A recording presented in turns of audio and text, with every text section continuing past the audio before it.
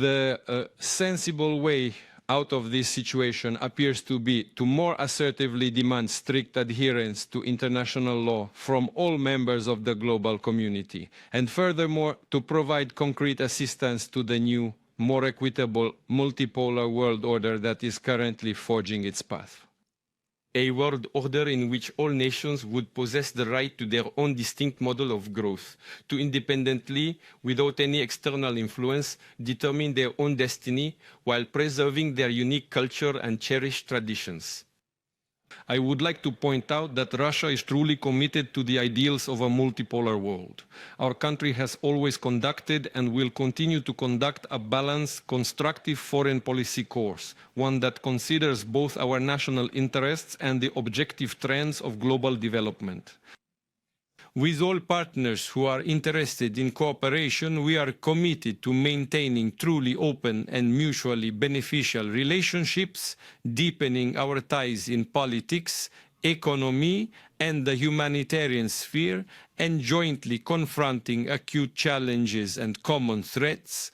Russia advocates for the reinforcement of the crucial and central role of the United Nations in international affairs, an organization that marked its significant anniversary last year.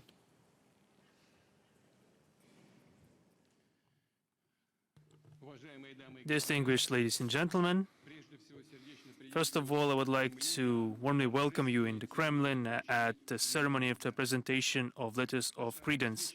Our meeting is taking place at the very beginning of the new year, where we all build new plans for the new year and for the future, and we would like to hope that all the hardships and troubles, mutual grievances and conflicts will remain in the past. I would like to use this occasion, and I would like to wish all of you, your families, and the peoples that the countries of you represent, all the well-being and success in the year 2026. You will probably agree that one of the key factors of sustainable development and well-being, prosperity of humanity is international cooperation. In the modern, multifaceted and mutually interconnected world, it is the capability of states to interact constructively that defines common stability and security.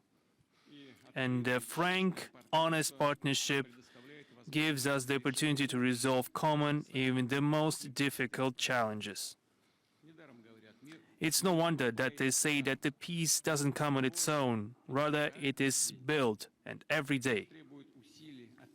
The peace demands efforts, responsibility, conscious choices. The relevance of this is obvious, especially right now when the situation at the international arena is degrading more and more. I think that no one will argue with that. Old conflicts are aggravating, new serious hotspots of tensions are appearing. Diplomacy, search of consensus, compromise are more often than not subsumed by unilateral and quite dangerous actions. Instead of dialogue between states, we hear the monologue of those who use the might makes right formula to justify their attempts to impose their will, act condescendingly, and give orders. Dozens of countries in the world suffer from disrespect of their sovereign rights, from the chaos and lawlessness, and they don't have enough strength and resources to defend themselves faced with pressure and blackmail. A sensible resolution of this frankly difficult situation is to have more voices in favor of the strict adherence by international law by all members of the world community, and also by providing real assistance to the new, upcoming, more just multipolar world order. A world order where every state could have a right for their own model of growth, to have their own preservation of their independent culture and tradition without any interference from without. I would like to point out that Russia is sincerely adhering to the ideals of multipolar world. Our country will always conduct and has always conducted a balanced and constructive foreign policy course, taking due consideration to our own national interests and objective tendencies of the world development. With all partners interested in cooperation, can count on our support and truly frank and mutually beneficial relations. to deepen links in politics, economy, humanitarian sphere, and to jointly counter the most daunting challenges and threats. Russia stands for the reinforcement of the key central role of the UN in the world affairs. The organization celebrated its anniversary last year. 80 years ago, our fathers, grandfathers, have won the Second World War for us. They managed to unite, find the balance of interests, and agree on the fundamental rules and principles of interstate conversation and relations, and they enshrined them in the UN Charter in their fullness and interconnectedness. The imperatives of this very important document, such as mutual respect of sovereignty, equal rights, and non-interference in the internal affairs of states, the resolution of disputes through dialogue, are in high demand right now, more than ever. And we need to think that the security must be truly comprehensive. That means equal and indivisible. And it cannot be ensured for some at the expense of security of others. This principle has been enshrined in the principal documents of international community. Neglect of this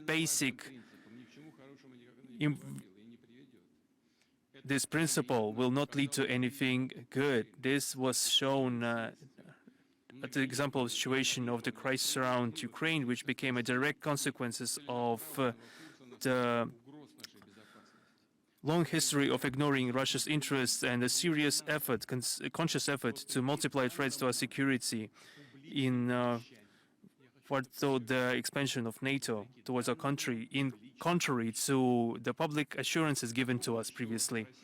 I would like to remind everyone that Russia has repeatedly came up with initiatives to build a new, reliable, and just architecture of European and global security. We suggested variants and rational resolutions that could satisfy everyone in the United States, in Europe, in Asia, in the entire world. We think that we need perhaps to return to the targeted discussion of those principles to reinforce those conditions that could help bolster the peaceful settlement of the conflict in Ukraine. It is that this long-term sustainable peace, ensuring security of each and every one, is the desire of our country. Not everyone, particularly in Kiev and in the European countries supporting it, is ready for it. But hope that the consideration of this necessity will come sooner than later. Without that, Russia will continue to reach the goals we set for ourselves before the beginning of the operation. I would like to underline that we are always ready to build equal and mutually beneficial relations with all international partners in the name of common prosperity, well-being, and development. Distinguished ladies and gentlemen, at the current ceremony, 32 ambassadors are represented. Each of those states that they represent is an active member of the UN, contributing to the resolution of current challenges of the world agenda. Many of you are representing countries that are strategic partners and allies of Russia, the countries that are united with us by the ties of friendship, cooperation, and mutual support, and with whom we are working together in the framework of large international regional structures.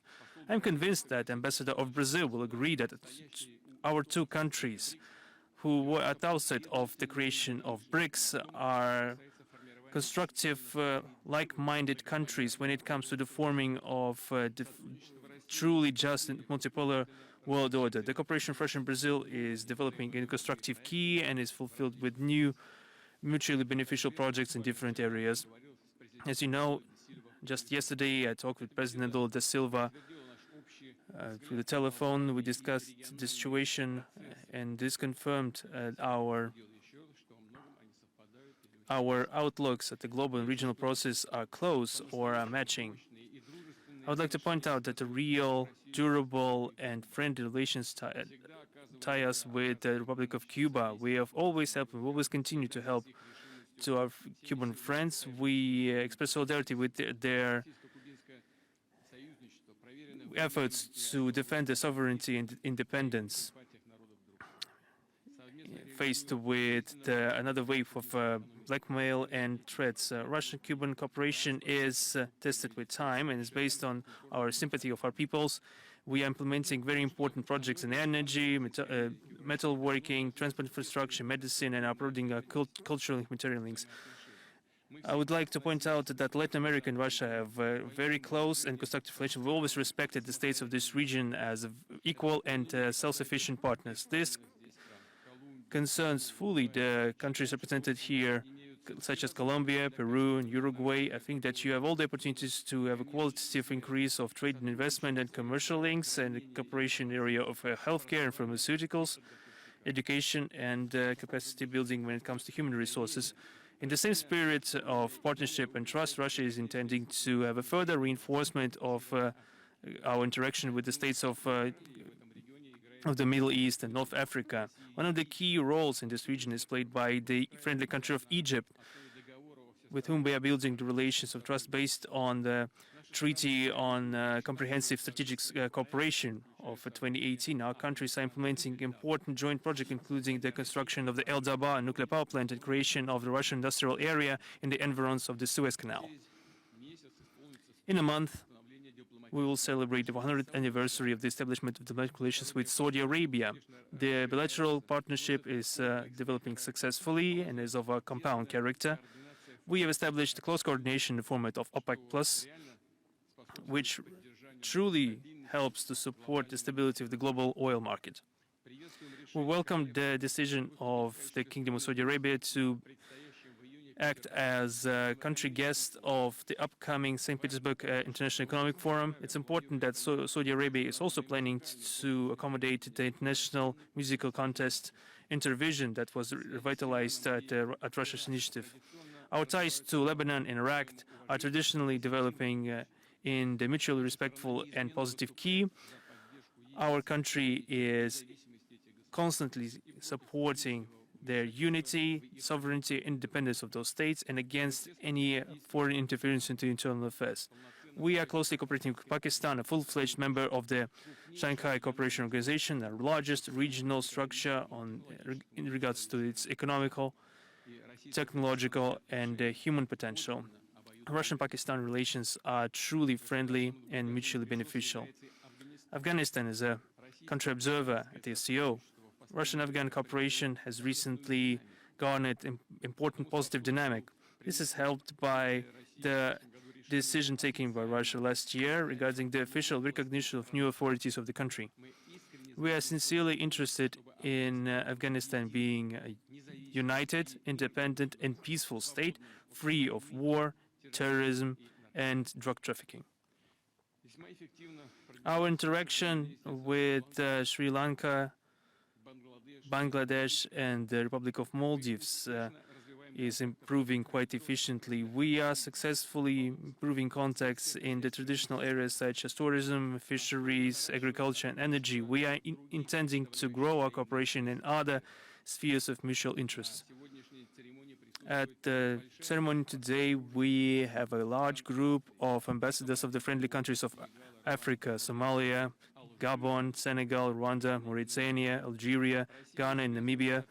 Russia is tied to the countries of the region by relations of partnership, support, and mutual aid. The basics of those relations have been laid in during the time of African people fight for their freedom and independence. Our country contributed significantly to ridding the countries of Africa from the colonial yoke and the building of their statehood, development of the national economies and social sphere, and in the training and equipment of the armed forces. And we are intending to broaden the mutual political, economical, humanitarian context. We will continue to assist and help our African friends in the desire for development and active participation in international affairs.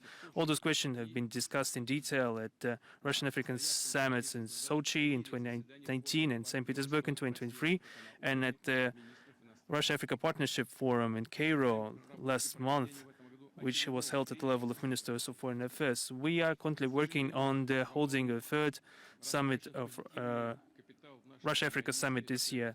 Unfortunately, the positive capital of our interaction with the Republic of Korea was in many cases wasted, and it's a shame because we used to be guided by the pragmatical approach, and we used to reach truly good results in the trade and business.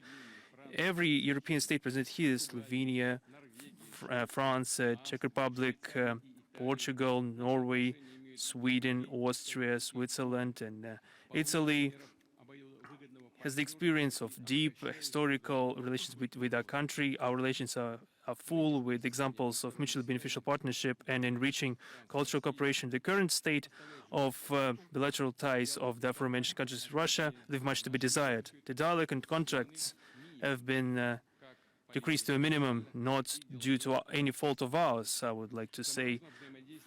I'm talking about the official and business circles interaction. Any interaction on key international regional questions has been frozen. I would like to believe that with time the situation will change and our countries will return to normal, constructive conversation based on the principles of respect of national interest, consideration of due concerns in the area of security. Russia has always been and remains committed to such approaches and ready to restore the level of relations that would be satisfactory to us. In general, as I said many times, we're open for mutually beneficial cooperation with all countries without exception, and we are, of course, interested that the work of any ambassador presented here would be extremely resultative. You can be sure, distinguished Isabella, that all useful endeavors proposed by us will get the necessary support from the Russian leadership, the executive authorities, enterprises, and civil society. I would like to wish you all the success and all the best in your work. Thank you for your attention.